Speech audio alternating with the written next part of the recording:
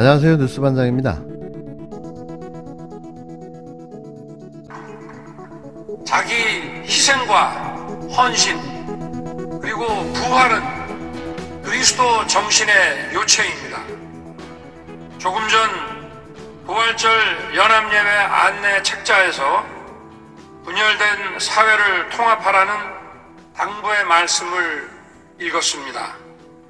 국정 운영을 국익과 국민의 관점에서 풀어가고 국민의 뜻을 잘 받드는 길이 통합의 첫 걸음이라 생각합니다. 저에게 맡기신 임무를 잘 새기고 진정으로 최선을 다하겠습니다. 윤석열 대통령 당선인이 17일 국정운영을 국익과 국민의 관점에서 풀어가고 국민의 뜻을 잘 받드는 길이 통합의 첫걸음이라고 밝혔습니다. 통합의 길이 국민의 뜻을 잘 받드는 길이다. 그런데 왜 윤 당선인은 그렇게 하고 있지 않는 걸까요? 지금 윤 당선인은 국민의 뜻을 잘 받들고 있습니까? 윤 당선인은 이날 오후 서울 영등포 여의도 순복음교회에서 열린 2022년 한국교회 부활절 연합 예배에 참석해 자기 희생과 헌신 그리고 부활은 그리스도 정신의 요체로 예배 안내 책자에서 분열된 사회를 통합하라는 당부를 읽었다며 이같이 말했는데요. 무속과 주술, 풍수를 신봉하며 이에 영향을 받는 그가 청와대로 한사코 들어가길 거부하고 결국 1조가 넘는 국민 혈세를 낭비하며 용산으로 직무실을 이전하는 황당한 상황 속에 부활은 그리스도의 정신의 요체라는 소리를 하고 앉아있는 겁니다. 누가 봐도 오로지 자신의 정서적 안정을 위해 감행하는 일들을 벌이면서 그는 이런 주옥 같은 말들을 하고 있는 건데요. 납득이 되시나요? 그때그때 종교가 바뀌는 종합 종교인으로서의 모습이 그리 놀랍지는 않은데요. 손바닥에 왕자를 쓰고 나왔던 지난날의 그의 모습이 자꾸 생각나 웃음을 참지 못하게 만듭니다. 매 순간이 이런 식인 거죠. 내로남불, 이중잣대, 자기는 무엇을 하든 다 용서가 되고 남은 용납할 수 없다는 그의 신념과도 같은 생각. 이게 바로 윤석열의 국정 철학인 겁니다.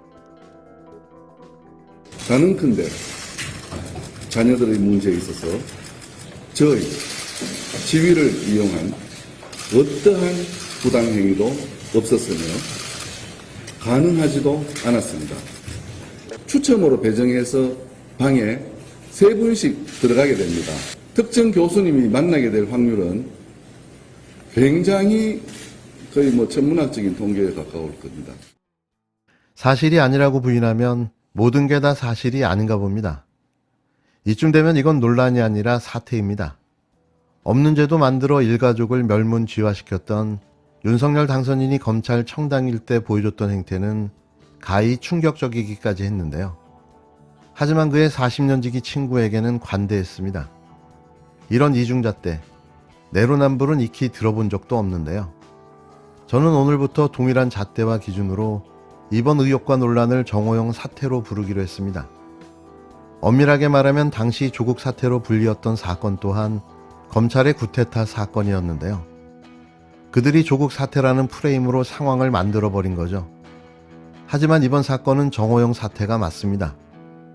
논란이나 의혹을 넘어선 부정하고 부패한 아빠 찬스의 전형이기 때문인데요. 한두 가지가 아닙니다. 지금까지 드러난 의혹은 총 11가지가 넘는데요. 일일이 따져 묻기도 창피한 수준인 거죠. 그런데도 항변을 하며 아니라고 우겨대고 있습니다. 대통령에 당선된 40년 지기 친구를 믿고 말이죠. 저희도 지켜보고 있는 상황이고요.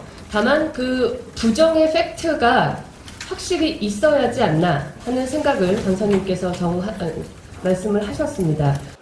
명확한 학력의 위조, 위변조 사건이 이제 국민한테 확인이 된 사안들인데 과연 그에 준하는 범법 행위가 있었는지는 상당히 중요한 문제입니다. 정호영 후보자를 둘러싼 각종 논란에 대해 윤석열 당선인 측은 아직까지 부정을 증명할 팩트는 나온 게 없다며 여론을 지켜보겠다는 입장을 밝혔습니다. 팩트 확인은 수사기관이 해야죠. 이미 검찰이 압수수색하고 소환하고 기소했어야 되는 상황 아닌가요? 가만히 지켜보면 팩트가 어디서 나옵니까?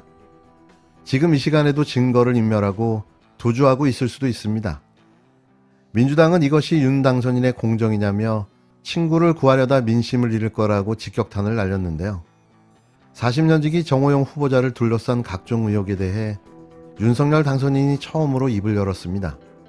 잇따라 제기되고 있는 정 후보자 자녀의 아빠 찬스 의혹이 조국 전 장관 사례와 비교되는 데에 대해서도 당선인 측은 그때와는 다르다고 강조했는데요. 뭐가 다르죠?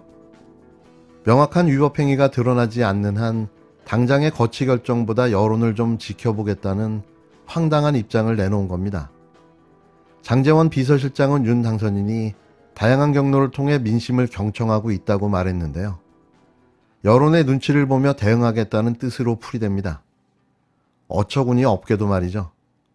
불법, 위법, 부당행위가 아니면 공정한 것인지 검찰총장 윤석열의 공정과 대통령 윤석열의 공정은 다른 것입니까? 더불어민주당은 정 후보자의 기자회견이 국민 눈높이에 전혀 맞지 않는 자기 합리화에 불과하다고 혹평했는데요. 누가 봐도 맞는 이야기인 거죠. 민주당 내에서는 윤 당선인이 만약 지금 검찰청장이었다면 진작에 정 후보자의 자택과 경북대 병원에 전방위 압수수색을 하지 않았겠냐며 의혹 당사자에 따라 잣대가 달라지고 있다는 비판을 쏟아냈습니다. 또 친구를 구하려다 민심을 잃을 것이라며 지금이라도 정 후보자의 지명을 철회하라고 요구했는데요. 지명 철회되어야 할 후보자가 어디 정호영 뿐이겠습니까? 마이웨이식 밀어붙이기 윤석열 인사가 참사가 되고 있습니다.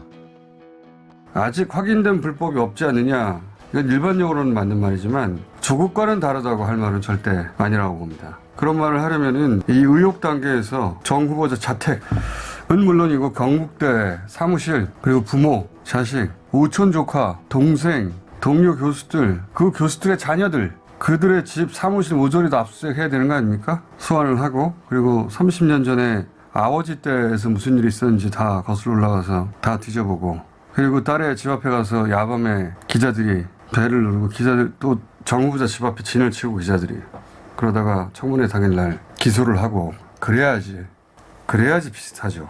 예.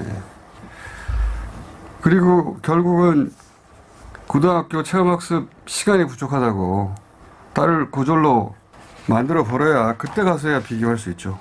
예. 검찰은 이번에는 압수수색 합니까? 절대 안 하죠. 절대 안 합니다. 조국의 사례는 오로지 조국 딱 한 사람한테만 적용되는 거예요. 다른 어떤 후보자에게도 그렇게 적용할 수가 없고 사실 해서도 안 되는 거예요. 어떻게 그렇게 합니까? 조국 전 장관이 검찰개혁 한다니까, 그리고 문재인 정부 상징적인 인물 중에 하나니까, 그리고 혹시 차기에 유력한 주자일 수도 있으니까, 그러니까 보내버린 것이지, 장관 후보자니까, 공적인 인물이니까 다 그렇게 합니까? 과거에도 없었고 앞으로도 영원히 없습니다. 그렇게 할 사람은.